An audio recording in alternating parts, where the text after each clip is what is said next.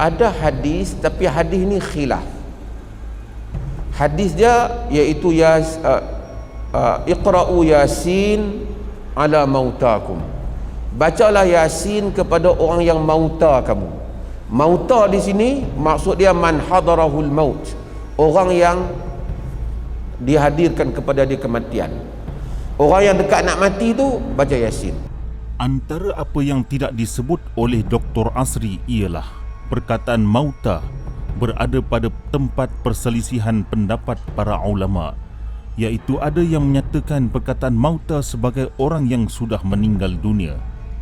Di dalam kitab Mawsu'ah Ahsanil Kalam fil Fatawa wal Ahkam karangan Syekh Atiyah Saqar, jilid pertama, penerbit Maktabah Wahbah, Qahirah, cetakan tahun 2011, muka surat 246, ketika membahaskan beberapa hadis tentang pembacaan ayat Al-Quran terhadap orang yang sudah meninggal dunia, pengarang menulis, lakin ba'dul ulama qal inna lafzal mayyit am la yakhtas bil muhtadar fala mani' min istifadatihi bil qira'ati 'indah iza intahat hayatuh sawa dufina am lam yudfin.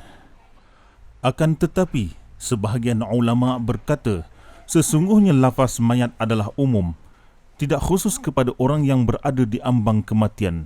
Justru itu tiada halangan untuk menggunakannya dengan pembacaan Al-Quran tatkala di penghujung riwayat hidupnya, sama ada sudah dikebumikan atau belum dikebumikan.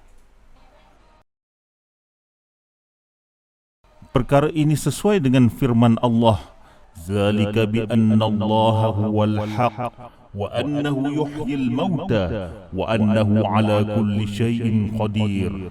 Yang tersebut membuktikan bahawa sesungguhnya Allah jualah Tuhan yang sebenar-benarnya yang berhak disembah, dan sesungguhnya dialah yang menghidupkan makhluk-makhluk yang mati, dan dia jugalah yang maha berkuasa atas setiap sesuatu.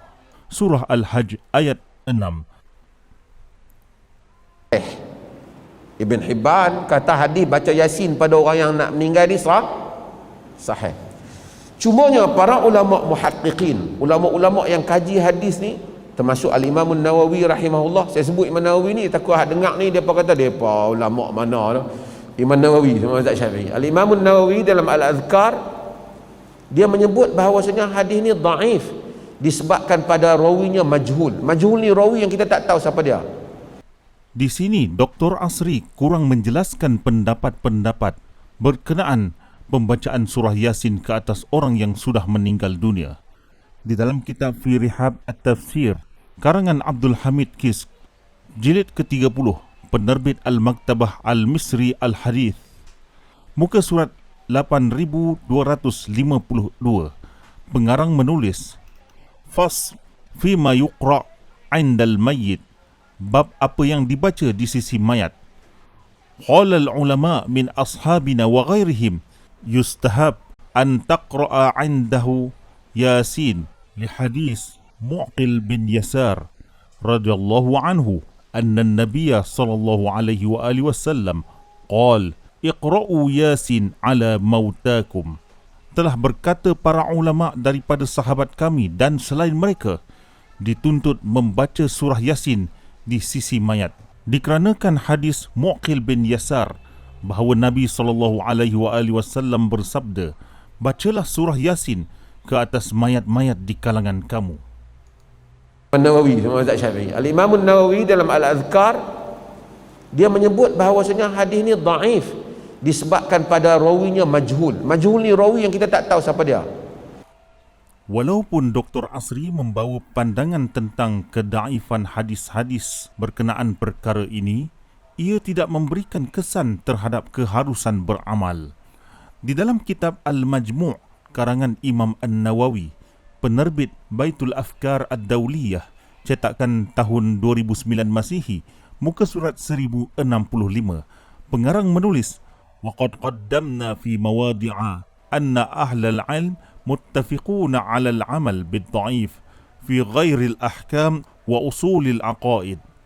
Telah kami dahulukan dalam beberapa topik bahawa ahli ilmu bersepakat untuk beramal dengan hadis daif dalam perkara yang bukan hukum hakam dan prinsip akidah.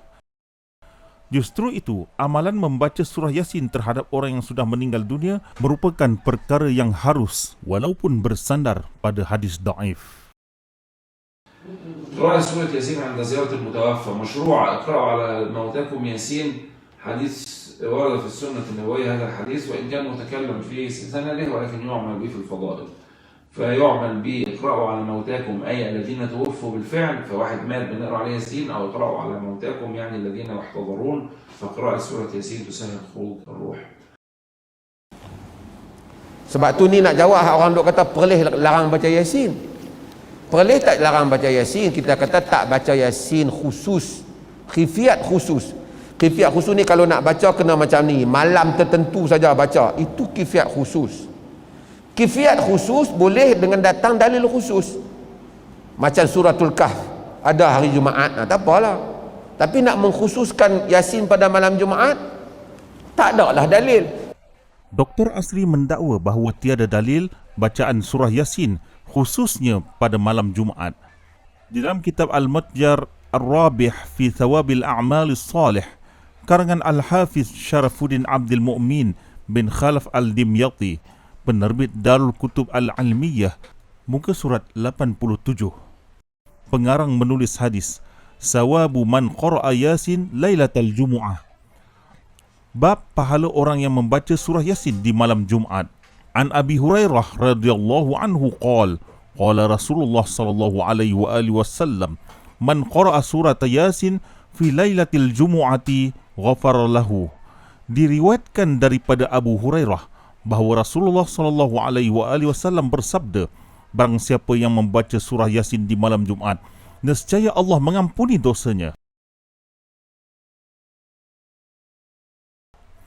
Di dalam kitab Tafsir As-Sawi atau Hasyiah Tafsir Al-Jalalain, jilid ketiga, penerbit Darul Jail Beirut, muka surat 296. Pengarang menulis, man qara'a surat Yasin lailatal Jum'ah asbaha maghfuran lahu. Barang siapa yang membaca surah Yasin pada malam Jumaat, nescaya ia diampuni. Di dalam kitab Faid Al-Qadir, Syarh Al-Jami' As-Saghir, karangan Allamah Al-Manawi, jilid ke-6, cetakan kedua tahun 1982, penerbit Darul Ma'rifah Beirut, muka surat 199. Pengarang menulis riwayat, man qara'a surat Yasin was-Saffat lailatal Jumu'ah a'tahu Allahu su'lah.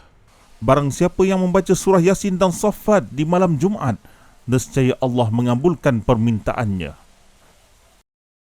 Kesimpulannya, bacaan surah Yasin secara khusus di malam Jumaat dan bacaan ke atas jenazah adalah termasuk dalam fadilat amal yang diharuskan oleh Islam berasaskan dalil-dalil yang telah dikemukakan.